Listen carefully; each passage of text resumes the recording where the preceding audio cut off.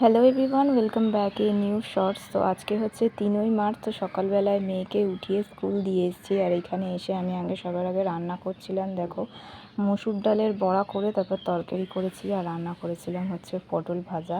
তারপর সমস্ত বাসন মেজে রান্নাঘর পুছে স্নান করেছিলাম, আর ওদিকে মেয়েকেও নিয়ে এসেছিলাম। আর তারপরে আমি একটু খেয়ে নিচ্ছিলাম ওয়াটারমেলনস, কেন এই বালি বালি ওয়াটারমেলনসগুলো খুব ভালো লাগে। আর এদিকে মেয়েও ব্রেকফাস্ট করে নিয়েছিল।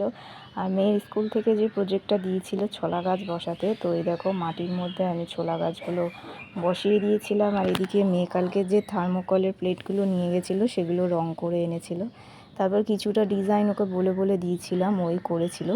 আর এর মধ্যে মিররগুলো আমিই লাগিয়ে দিয়েছি, কারণ হচ্ছে ও বাচ্চা হাতে ফুটে যাবে, তো সেই কারণে লাগিয়ে দিয়েছি। অ্যাকচুয়ালি এগুলো হচ্ছে টেরাকোটা প্লেট বানাতে দিয়েছে, স্কুলের একটা প্রজেক্ট। এগুলো দেওয়ালে লাগায়। তো কীরকম করেছে অবশ্যই কমেন্ট করে জানিও।